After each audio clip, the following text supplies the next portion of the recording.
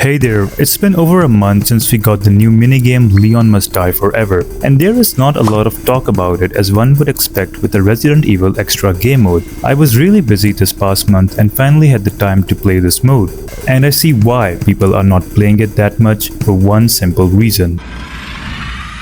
It was too damn hard. Having said that, I have completed up to rank 4 and did a couple of runs of rank 5, which I did fail so far. Now, a game being hard is never a bad thing. That usually means players will grind harder to get to the end of it in the pursuit to get some valuable unlockables or a big reward. Sadly for this mode, there are none. You do not get anything from this mode that will carry on to your story mode, which really demotivates you from clearing all the ranks. They added many things like cosmetics and the fire hatchet, which would have been super cool to use in the story mode, but sadly they are restricted only to this minigame. My main issue starts with how certain game mechanics and design choices start to break the game mode on the higher rank runs. These issues will leave you frustrated and you will possibly end up rage quitting the game. The RNG in this mode is absolutely brutal. I mean, just when you need some weapon the most, the game will give you the complete opposite. I've had runs where I got 3 handguns in a row from the weapon crate. Stars. No, not a single handgun had stars on them. You will go through all of the hell of rank 4 and 5 just to reach Victor with weapons that are not sufficient to kill him. This will happen a lot and you will already know you are cooked.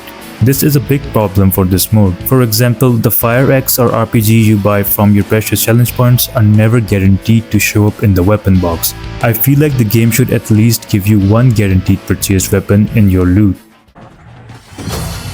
Yeah, boy. Another thing they should have done in my opinion was made the weapon boxes like the famous mystery box in Black Ops Zombies.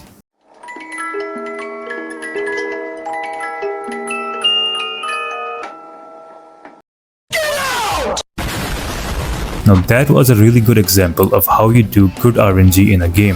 I mean, this mode already has decent RNG when it comes to perks. The shuffling mechanic makes it very balanced so you get the power to roll the dice for yourself and feel much more in control. Especially in rank 5, if the RNG is not on your side, you are destined to fail and your skills at that point will take a backseat, which should never be the case in a balanced game mode.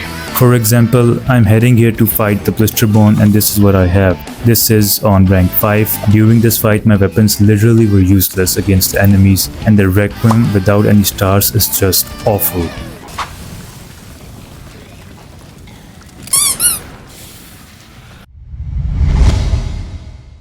I feel like the overall combat system of RE9 does work fine for your story mode, but it is not as fluid as you expect when it comes to higher rank modes of this game. Simple mechanics like parrying or meleeing an enemy does not work like you expect it to, and you will get either grabbed or most probably killed, as it does not take much to die in this mode on the higher difficulties. These mechanics break due to the mode amping up the enemies, especially the blue and red enemies scale up drastically in terms of speed and HP in this mode. Fighting them becomes a real pain when you are unable to parry them correctly. Now the parry mechanics of RE9 were already not that polished, I would say, compared to RE4, and when you try to parry the blue and red enemies due to their scaled up speeds, the parry windows will behave very unreliably where it's a hit or a miss kind of situation. You will be surprised by the number of times you get grabbed playing this mode. To add on to this problem, I have noticed enemies will be able to grab you even if you had already pressed a melee attack prompt on another enemy. So the melee mechanic will behave unexpectedly, costing you your run and adding on to your frustration.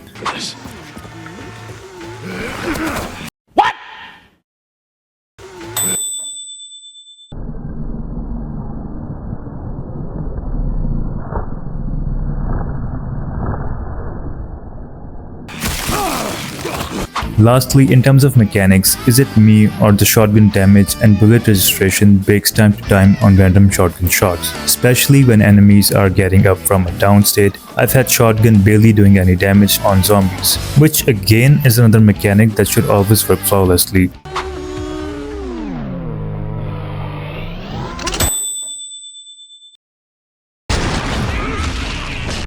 So where does that leave us with Leon Must Die Forever? I feel like Capcom missed the mark on what makes a grind like this actually fun for such kind of game mode. When you strip away any meaningful carryover rewards for the main story, And when you combine with a brutal RNG system that actively fights against your skill alongside the breaking combat mechanics of this game, it stops feeling like a challenge and starts feeling like a punishment.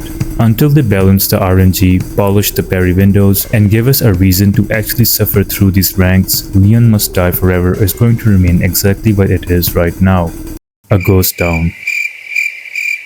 If you like this video, please drop a like and let me know in the comments what do you think about this mode. Thanks for watching and I'll see you in the next one.